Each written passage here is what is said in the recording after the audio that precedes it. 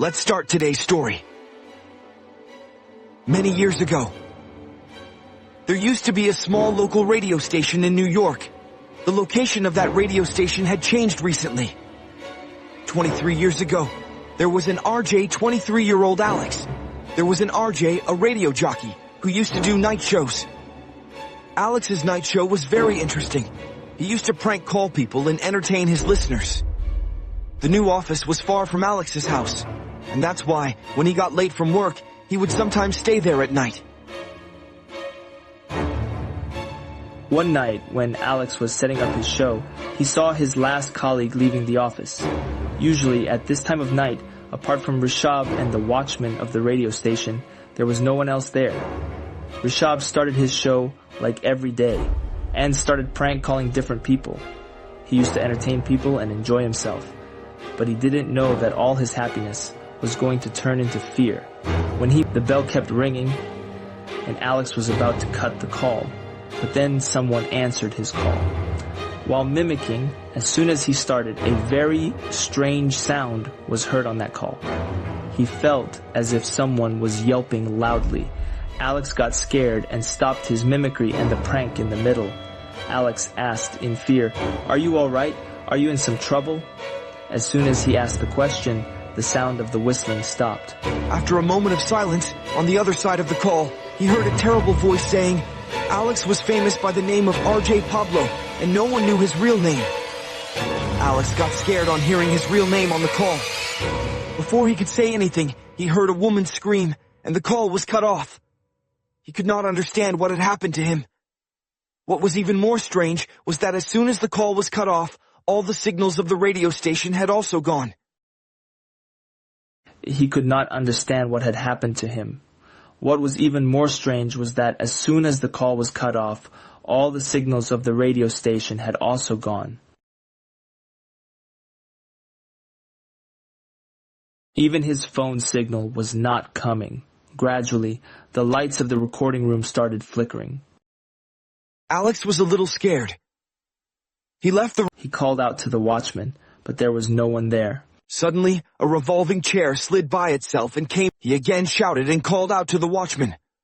Her hands were so long and her face so scary that anyone could sweat. As soon as Rishabh turned around, the witch screamed loudly, and when she touched the door, the glass broke and all the lights in the office went off. In the darkness of the office, in the moonlight coming from the glass window, Rishabh closed his eyes out of fear and sat there and started chanting the name of God.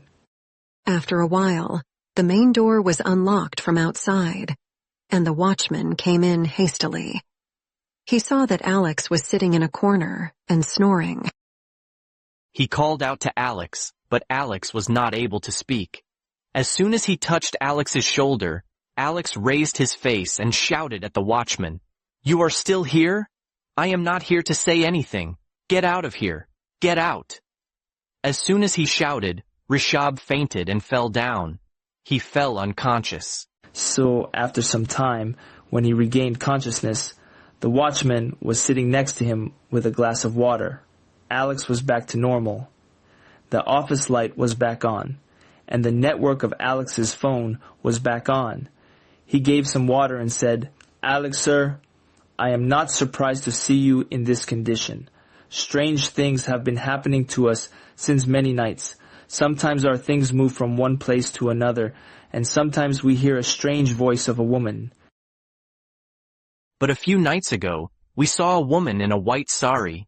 She told us that this building was built after breaking her house. And now that building is her house.